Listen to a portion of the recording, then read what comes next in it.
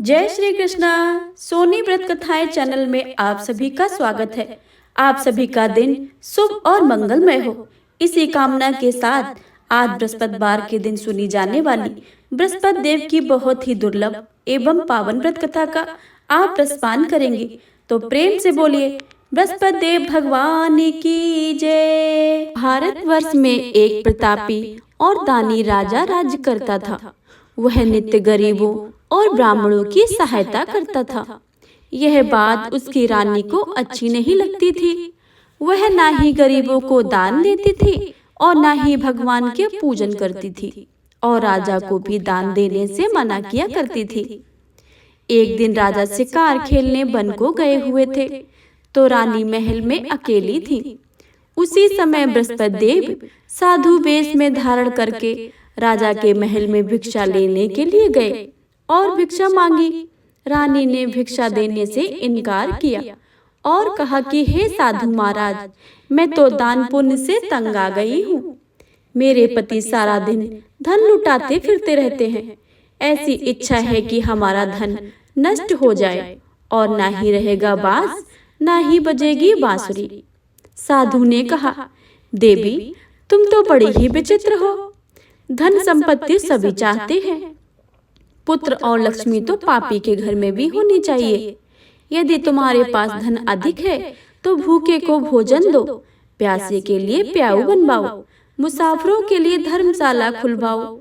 जो निर्धन अपनी कुंवारी कन्याओं का विवाह नहीं कर सकते, उनका विवाह करा दो। ऐसा और कई काम हैं जिनके करने से तुम्हारा यश लोक और परलोक में फैलेगा। परंतु रानी पर उपदेश का कोई प्रभाव नहीं पड़ा। वह बोली, महाराज आप मुझे न समझाएं। मैं ऐसा धन नहीं चाहती हूँ कि जो मैं हर जगह बांटती फिरूं। साधु ने उत्तर दिया, यदि तुम्हारी ऐसी इच्छा है तो तथास्तु। तुम ऐसा करना कि बृहस्पतिवार को घर लीपकर पीली मिट्टी से अपना सिर धोकर स्नान करना, भट्टी चढ़ाकर कपड़े धोना। ऐसा करने से आपका सारा धन नष्ट हो जाएगा। कहकर वह साधु महाराज वहां से अलविदा हो गए। साधु के अनुसार कई बातों को पूरा करते हुए रानी को केवल 3 बृहस्पति ही बीते थे कि उसकी धन संपत्ति सब नष्ट हो गई। भोजन के लिए राजा को परिवार तरसने लगा था। तब एक दिन राजा ने रानी से बोला कि हे रानी, तुम यहीं रहो, मैं दूसरे देश को जाता हूँ, क्योंकि यहाँ पर सभी लोग मुझे जानते हैं, इसलिए मैं कोई छोटा कार्य नहीं कर सकता। ऐसा कहकर राजा परदेश को चला गया। वह वहां जंगल में लकड़ी काट कर लाता और शहर में बेचता। इस तरह वह अपना जीवन व्यतीत करने लगा। फिर राजा के परदेश जाते ही रानी और दासी दुखी रहने लगी। एक बार जब रानी और दासी को 7 दिन तक भोजन के रहने पड़ा तो रानी ने अपनी दासी से कहा कि हे दासी, पास के ही नगर में मेरी बहन रहती है। वह बड़ी ही धनवान है। तू उसके पास जा और कुछ लेकर आ, ताकि थोड़ी बहुत गुजर बसर हो जाए। दासी रानी की बहन के पास गई। उस दिन गुरुवार था और रानी की बहन उस समय बृहस्पति देव की व्रत की कथा सुन रही थी। दासी ने रानी की बहन को अपनी सारी संदेश दिया, लेकिन रानी की बड़ी बहन ने कोई उत्तर नहीं दिया। जब दासी को रानी की बहन से कोई उत्तर नहीं मिला तो वह बहुत दुखी हुई और क्रोध भी आया। दासी ने वापस आकर रानी को सारी बातें बता दी। रानी सुनकर अपने भाग्य को कोसा। उधर रानी की बहन ने सोचा कि मेरी बहन की दासी आई थी, परंतु मैं उससे बोल नहीं पाई। वह बहुत दुखी हुई। कथा सुनकर और पूजन समाप्त करके वह अपनी बहन के घर आई और कहने लगी, हे बहन, मैं बृहस्पतिवार का व्रत कर रही थी। तुम्हारी दासी मेरे घर आई थी, परंतु जब तक कथा होती है तब तक ना ही उठते हैं और ना ही कुछ बोलते हैं, इसलिए मैं नहीं बोली। क्यों दासी, क्यों गई थी? रानी बोली, बहन तुमसे क्या छिपाऊं, हमारे घर में खाने को अनाज नहीं था। ऐसा कहते कहते रानी की आंखें भर आईं। उसने दासी समेत पिछले 7 दिनों से भूखे रहने की बात अपनी बहन को विस्तार पूर्वक सुना दी। रानी की बहन बोली, देखो बहन, भगवान बृहस्पति देव सबकी मनोकामना को पूर्ण करते हैं। देखो, शायद तुम्हारे घर में भी अनाज रखा हो। पहले तो रानी को विश्वास नहीं हुआ, पर बहन के आग्रह करने पर उसने अपनी दासी को अंदर भेजा तो सचमुच अनाज से भरा एक घड़ा मिल गया। यह देखकर दासी को बड़ी ही हैरानी हुई। दासी रानी से कहने लगी कि हे रानी, जब हमको भोजन नहीं मिलता है तो हम व्रत ही तो करते हैं, इसलिए क्यों ना इस व्रत की और कथा को विधि पूछ ली जाए ताकि हम भी व्रत कर सके। तब रानी ने अपनी बहन से बृहस्पतिवार व्रत के बारे में पूछा। उसकी बहन ने बताया, बृहस्पतिवार के व्रत से में चने और मुनक्का से विष्णु भगवान के केले की जड़ से पूजन करें तथा दीपक जलाएं, व्रत की कथा सुने और पीला भोजन ही करें। इससे बृहस्पति देव प्रसन्न हो जाते हैं। व्रत और पूजन विधि बताकर रानी की बहन अपने घर को लौट गई। 7 दिन के बाद जब गुरुवार आया तो रानी और दासी ने व्रत रखा। घुड़साल में जाकर चना और गुड़ लेकर आई। फिर उसे केले की जड़ तथा विष्णु भगवान का पूजन किया। अब पीला भोजन कहाँ से लाएं? इस बात को लेकर दोनों बहुत दुखी थे। चूंकि उन्होंने व्रत रखा था, इसलिए बृहस्पति देवता उन पर प्रसन्न थे। इसलिए वे एक साधारण व्यक्ति का रूप धारण करके 2 थाली में सुंदर पीला भोजन दासी को दे गए। भोजन पाकर दासी बहुत प्रसन्न हुई और फिर रानी के साथ मिलकर भोजन ग्रहण किया। उसके बाद वे सभी गुरुवार को व्रत और पूजन करने लगी। बृहस्पति भगवान की कृपा से उनके पास फिर से धन संपत्ति आ गई, परंतु रानी फिर से पहले की तरह आलस्य करने लगी। तब दासी बोली, देखो रानी, तुम पहले भी इस प्रकार आलस्य करती थी। तुम्हें धन रखने में कष्ट होता है, इस कारण सभी धन नष्ट हो गया है। और जब जब भगवान बृहस्पति की कृपा से धन मिला है तो तुम्हें फिर से आलस्य होता है। रानी को समझाते हुए दासी कहती है कि बड़ी मुसीबतों के बाद हमने यह धन पाया है, इसलिए हमें दान पुण्य करना चाहिए। भूखे मनुष्य को भोजन कराना चाहिए और धन को शुभ कार्यों में खर्च करना चाहिए, जिससे तुम्हारे कुल को यश बढ़ेगा, स्वर्ग की प्राप्ति होगी और पितृ भी प्रसन्न होंगे। दासी की बात मानकर रानी अपना धन शुभ कार्यों में खर्च करने लगी, जिससे पूरे नगर में उसका यश फैलने लगा। एक दिन राजा दुखी होकर जंगल के एक पेड़ के नीचे आसन जमाकर बैठ गए। वह अपनी दशा को याद करके व्याकुल होने लगे। बृहस्पतिवार का दिन था। एकाएक उसने देखा कि निर्जन वन में एक साधु प्रकट हुए। वह साधु वेश में स्वयं बृहस्पति देवता थे। लकड़हारे के सामने आकर बोले, हे लकड़हारे, इस सुनसान जंगल में तू चिंतामग्न क्यों बैठा है? लकड़हारे ने दोनों हाथ जोड़कर प्रणाम किया और उत्तर दिया, महात्मा जी, आप सब कुछ जानते हैं, मैं क्या करूं? यह कहकर रोने लगे और साधु को अपनी आत्मकथा सुनाई। महात्मा जी ने कहा कि तुम्हारी स्त्री ने बृहस्पति के दिन बृहस्पति भगवान का निरादर किया था, जिसके कारण रुष्ट होकर उन्होंने तुम्हारी यह दशा की है। अब तुम चिंता को दूर करके मेरे कहने पर चलो, तुम्हारे सब कष्ट दूर हो जाएंगे और भगवान पहले से भी अधिक संपत्ति देंगे। तुम बृहस्पति के दिन व्रत किया करो। 2 पैसे के मुनक्के और चने लाकर उसका प्रसाद बनाओ और शुद्ध जल में लोटे में शक्कर मिलाकर अमृत तैयार करो। कथा के पश्चात अपने सारे परिवार को सुनने वाले प्रेमियों से अमृत को बांट कर और आप भी ग्रहण करो। ऐसा करने से भगवान तुम्हारी सब मनोकामनाएं पूरी कर देंगे। साधु के ऐसे वचन सुनकर लकड़हारा बोला, हे प्रभु, मुझे लकड़ी बेचकर इतना पैसा नहीं मिलता है जिससे भोजन के उपरांत कुछ बचा सकूं। मैंने रात्र में अपनी स्त्री को व्याकुल देखा है। मेरे पास कुछ भी नहीं है जिससे मैं उसकी खबर मंगा सकूं। साधु ने कहा, हे लकड़हारे, तुम किसी बात की चिंता मत करो।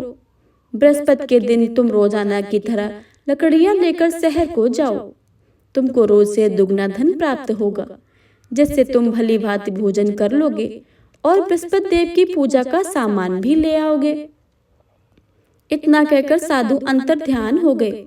धीरे धीरे समय व्यतीत होने पर वही बृहस्पतिवार का दिन आया। लकड़हारा जंगल से लकड़ी काटकर किसी शहर में बेचने गया। उसे उस दिन में अधिक पैसा मिला। राजा ने गुड़ चना आदि लाकर गुरुवार का व्रत किया। उस दिन से उसके सभी कलेश दूर हो गए। परंतु जब दोबारा गुरुवार का दिन आया तो बृहस्पति देव का व्रत करना ही भूल गया। इस कारण बृहस्पति भगवान नाराज हो गए। उस दिन उस नगर के राजा ने विशाल यज्ञ का आयोजन किया तथा शहर में यह घोषणा करवा दी कि कोई भी मनुष्य अपने घर में भोजन न बनाए, न ही आग जलाए। समस्त जनता मेरे यहाँ भोजन करने आए। इस आज्ञा को न मानने वाले उसे फांसी की सजा दी जाएगी। इस तरह की घोषणा संपूर्ण नगर में करवा दी गई। राजा की आज्ञा के अनुसार शहर के सभी लोग भोजन करने गए, लेकिन लकड़हारा कुछ देर में पहुंचा। इसलिए राजा उसको साथ अपने घर ले गए और ले जाकर भोजन करा रहे थे तो रानी की दृष्टि उस खूंटी पर पड़ी जहां उसका हार लटका हुआ था। वह वहां पर दिखाई नहीं दिया तो रानी ने निश्चय किया कि मेरा यह हार इस मनुष्य ने चुरा लिया है। उसी समय सिपाहियों को बुलाकर उसको कारागार में डलवा दिया। जब लकड़हारा कारागार में पड़ गया और बहुत दुखी होकर विचार करने लगा कि ना जाने कौन से पूर्व जन्म के कर्म मुझे यह दुख प्राप्त हुआ है, और उसी साधु को याद करने लगा जो कि उसे जंगल में मिला था। उसी समय तत्काल बृहस्पति देव साधु के रूप में प्रकट हुए और उसकी दशा को देखकर कहने लगे, अरे मूर्ख, तूने बृहस्पतिवार की कथा नहीं करी है, इस कारण तुझे दुख प्राप्त हुआ है। अब चिंता मत कर, बृहस्पतिवार के दिन कारागार के दरवाजे पर 4 पैसे पड़े मिलेंगे। उनसे तू बृहस्पति देव की पूजा करना, तेरे सभी कष्ट दूर हो जाएंगे। बृहस्पति के दिन उसे 4 पैसे मिले। लकड़हारे ने कथा कही। उसी रात्र को बृहस्पति देव ने उस नगर के राजा को स्वप्न में कहा, हे राजा, तुमने जिस आदमी को कारागार में बंद कर दिया है वह निर्दोष है, वह राजा है, उसे छोड़ देना। रानी का हार उसी खूंटी पर लटका था। अगर तू ऐसा नहीं करेगा तो मैं तेरा राज्य को नष्ट कर दूंगा। इस तरह रात्र के स्वप्नों को देखकर राजा प्रातःकाल उठा और खूंटी पर हार देखकर लकड़हारे को बुलाकर क्षमा मांगी और लकड़हारे को योग्य सुंदर वस्त्र आभूषण देकर विदा कर दिया। बृहस्पति देव की आज्ञा के अनुसार लकड़हारा अपने नगर को चल दिया। राजा जब अपने नगर के निकट पहुंचा तो उसे बड़ा ही आश्चर्य हुआ। नगर में पहले से अधिक बाग, तालाब, कुएं और बहुत सी धर्मशालाएं, मंदिर आदि बन गई हैं। राजा ने पूछा कि किसके बाग और धर्मशाला है। तब नगर के सब लोग कहने लगे, यह रानी और बांदी के हैं। तो राजा को आश्चर्य हुआ और बहुत गुस्सा भी आया। तब रानी ने यह खबर सुनी कि राजा आ रहे हैं तो उन्होंने बांदी से कहा कि हे दासी, देख राजा हमको कितनी बुरी हालत में छोड़ गए थे। हमारी ऐसी हालत देखकर वह लौट ना जाएं, इसलिए तू दरवाजे पर खड़ी हो जा। आज्ञा के अनुसार दासी दरवाजे पर खड़ी हो गई। राजा आए तो उन्हें अपने साथ लिवा लाई। तब राजा ने क्रोध में आकर अपनी रानी से पूछा कि यह धन तुम्हें कैसे प्राप्त हुआ है। तब उन्होंने कहा कि यह हमें धन बृहस्पति देव के व्रत करने के प्रभाव से प्राप्त हुआ है। राजा ने निश्चय किया कि 7 रोज के बाद जो सभी बृहस्पति देव का पूजन करते हैं, परंतु मैं प्रतिदिन दिन में 3 बार कहानी कहूंगा, रोज व्रत किया करूंगा। अब हर रोज समय राजा के दुपट्टे में चने की दाल बंधी रहती थी और दिन में 3 बार कहानी कहते थे। एक रोज राजा ने विचार किया कि चलो अपनी बहन के घर वो आए। इस तरह निश्चय करके राजा घोड़े पर सवार होकर अपनी बहन के यहाँ को चलने लगा। मार्ग में उसने देखा कि कुछ आदमी एक मुर्दे को लिए जा रहे थे। उन्हें रोककर राजा कहने लगा, अरे भाइयों, मेरे बृहस्पति देव की कथा को सुन लो। वे बोले, हमारा तो आदमी मर गया है और इसको अपनी कथा की पड़ी है। परंतु कुछ आदमी बोले, अच्छा कहो, तुम्हारी कथा को भी सुनेंगे। राजा ने दाल निकाली और कथा आधी हुई तो मुर्दा हिलने लग गया, और जब कथा समाप्त हो गई तो राम राम कहकर मनुष्य उठकर खड़ा हो गया। आगे मार्ग में उसे एक किसान खेत में हल चलाता हुआ मिला। राजा ने उसे देखकर और उससे बोले, अरे भाई, मेरे बृहस्पति देव की कथा को सुन लो। किसान बोला, जब तक मैं तेरी कथा सुनूंगा तब तक 4 हरिया जोत लूंगा। जा अपनी कथा किसी और को ही सुनाना। इस तरह राजा आगे चलने लगा। राजा के हटते ही बैल पछाड़ खाकर गिर गए और किसान के पेट में बड़ी जोर से दर्द होने लगा। उस समय उसकी माँ रोटी लेकर आई थी। उसने जब यह देखा तो अपने पुत्र से सारा हाल पूछा और बेटे ने भी सब हाल कह दिया। तो बुढ़िया माई दौड़ी दौड़ी उस घुड़सवार के पास गई और उससे बोली कि मैं तेरी कथा सुनूंगी, तू अपनी कथा मेरे खेत पर चलकर ही कहना। राजा ने बुढ़िया के खेत पर जाकर कथा कही, जिसके सुनते ही बैल उठ खड़े हुए और किसान के पेट का दर्द भी बंद हो गया। राजा अपनी बहन के घर पहुंचा। बहन ने भाई की खूब मेहमानी की।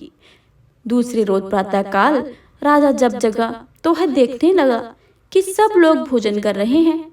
राजा ने अपनी बहन से कहा, ऐसा कोई मनुष्य है कि जिसने भोजन नहीं किया हो? मेरे बृहस्पतिवार की कथा को सुन ले।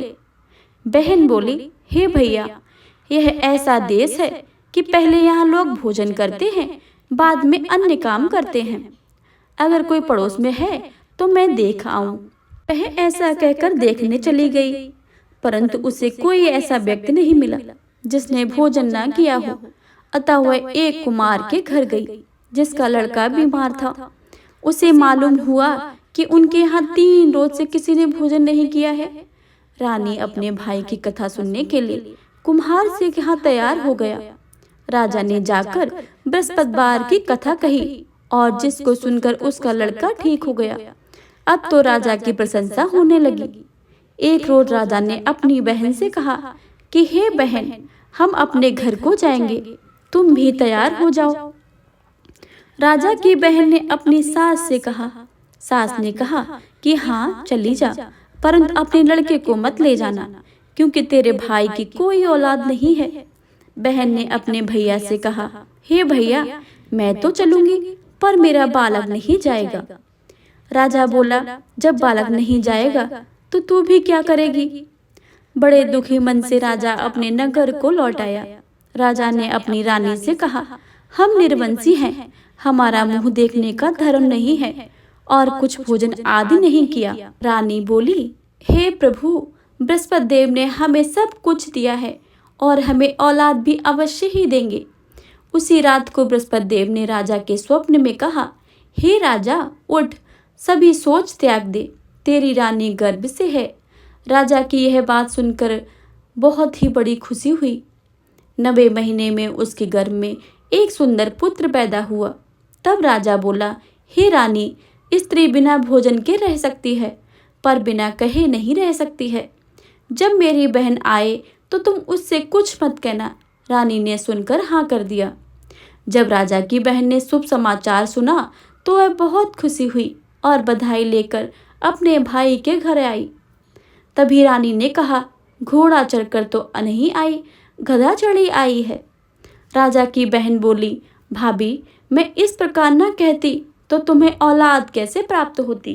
बृहस्पति देव ऐसे ही हैं, जैसी जिसकी मन में कामनाएं होती हैं सभी को पूर्ण करते हैं। जो सद्भावना पूर्वक बृहस्पतिवार का व्रत करते हैं एवं कथा को पढ़ते हैं अथवा सुनते हैं, दूसरे को सुनाते हैं, बृहस्पति देव उसकी सभी मनोकामना पूर्ण करते हैं।